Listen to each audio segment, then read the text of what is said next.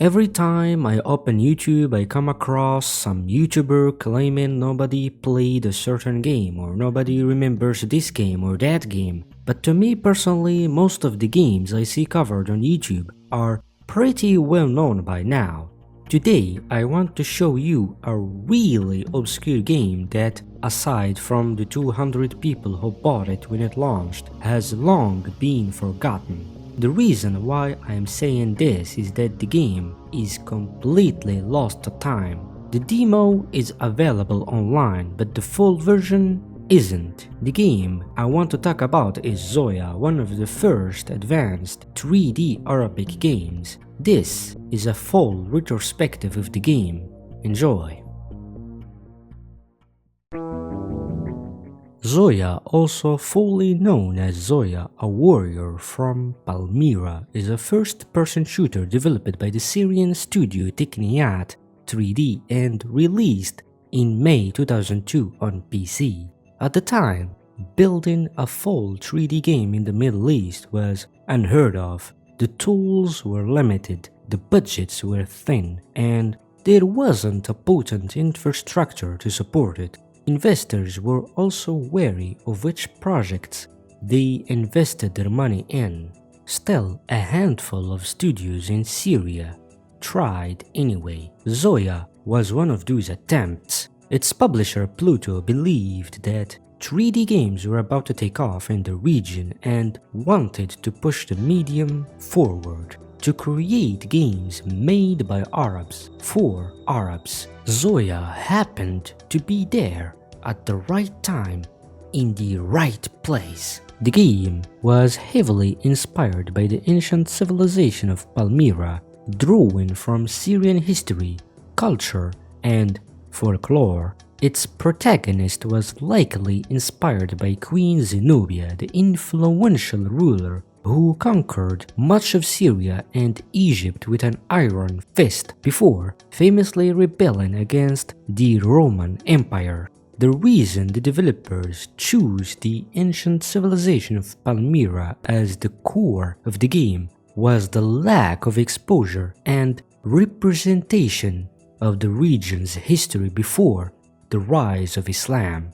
That earlier period is never explored in mainstream media despite how rich and layered it is. Palmyra, with its history and mythology, felt like a perfect opportunity to build a game for, and it was also a perfect opportunity to bring some of that history as an interactive experience. Zoya ran on the Genesis 3D, which powered many early PC games from the 2000s, several of which are now considered abandonware. Unlike major shooters of the era such as Quake 3, Arena, or Blood, which were developed by large teams, Zoya was a small, budget project created by just 4 people.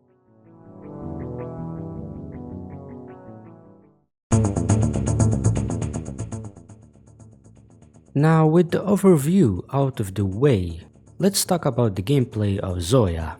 When I first booted up Zoya, it immediately reminded me of Power Slave. The art and level design are heavily inspired by Middle Eastern mythicism, with narrow, dark corridors, open blue skies, and striking architecture that you'll find yourself constantly looking at. Visually, Zoya is a beautiful game for its time. The enemy design also surprised me in a good way. Some enemies are genuinely intimidating, while others fall into the familiar FPS lineup of flying creatures, insects, serpents, and sea monsters. You know, the usual. In terms of gameplay, movement feels similar to shooters you already know about, like Quake, but the level structure, at least for me, feels much closer to Power Slave. You move around, shooting monsters, hunting for keys, and slowly unlocking new areas. The first levels are fairly straightforward, but later on, the level design starts to trip over itself. It can get confusing figuring out where to go next, especially with how dark some levels can get. A simple hint system might have helped, but honestly, this wasn't a serious deal breaker. Let's talk about what Zoya does well. The gameplay is okay even if the controls take some time to get used to. For a game built on the Genesis 3D engine, which was essentially a free-to-use open-source program, Zoya manages to pull off some genuinely decent scenes. The lighting is especially well done. Being able to light your way through dark areas adds a lot to the atmosphere, and overall, the game just looks good. For a low-budget project, I'd even say it's beautiful in its own way. Weapon variety is decent too, although some guns become obsolete pretty quickly. The machine gun, for example, doesn't stand much of a chance once you get your hands on the laser gun or the rocket launcher. Also, you should know that some enemies need to take a lot of damage before they can meet their fate. The music and atmosphere are another strong point. The soundtrack fits the game perfectly, and a few tracks actually stuck with me long after I stopped playing. I liked being able to switch between first and third person on the fly, but the third person mode often feels awkward. Now for the weaknesses. Even though the enemy design is generally solid, some enemies are just straight up annoying. The worst one is the bat. The bat enemy in this game is infuriating. If one spots you, honestly just reload your save. Save yourself the headache.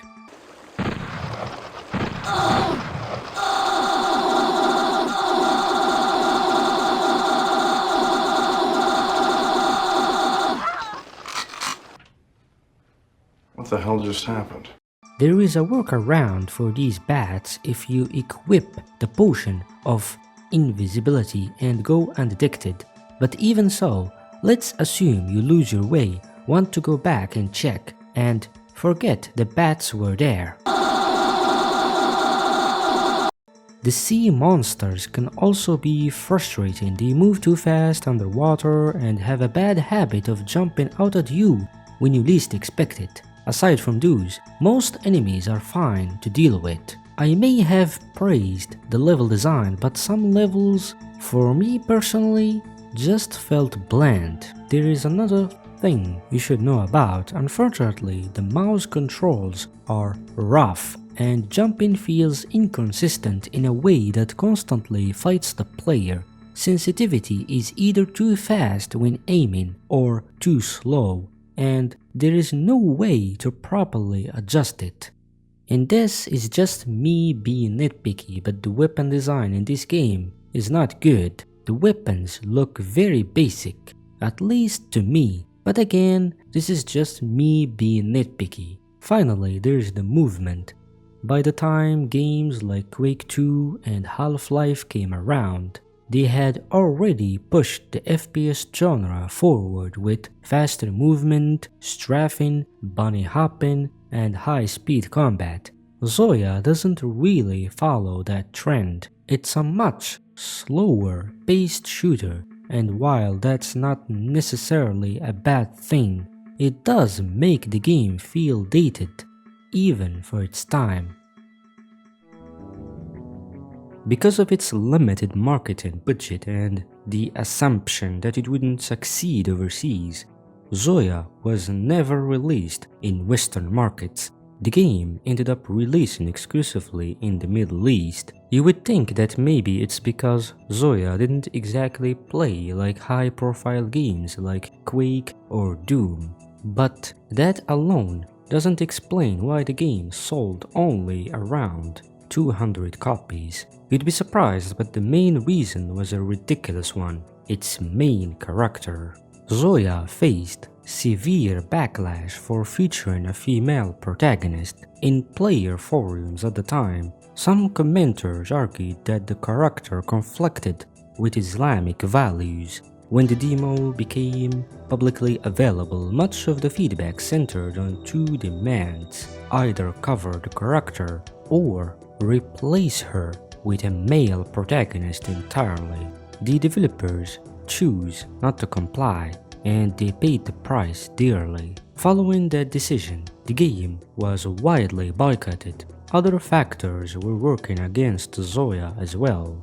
The publisher Afkar Media was responsible for Under Ash and later Under Siege, two politically charged games focused on the Israeli and Palestinian conflict. Those titles resonated strongly with Arab players as they reflected contemporary struggles and narratives many felt personally connected to. In comparison, Zoya's focus on the ancient civilization of Palmyra felt irrelevant and disconnected from what much of the audience wanted at the time. Many Arab players believed developers should focus on modern political stories rather than ancient history, regardless of how rich or important that history was. Pricing also played a role. Zoya was relatively expensive at retail, costing $45, while Under Ash was cheaper and later discounted even further. Despite Zoya being more technically superior in terms of gameplay movement, graphics, and level design, Under Ash was far more accessible due to its story. Investors were hesitant to back Zoya, and unlike Under Ash or Under Siege, players didn't rally behind it or promote it through word of mouth. As sales stagnated, Ziad eventually paid for marketing out of his own pocket, but it made little difference. Outside of a brief appearance in an Arabic video game magazine, Zoya received almost no exposure. Ultimately, the outcome was difficult to ignore. Zoya sold 200 copies. Under Ash sold over 100,000 copies. At the time, the audience wasn't looking for historical experiences, games that explored ancient history or folklore, games that explored civilizations before the rise of Islam. They wanted political games that addressed modern problems.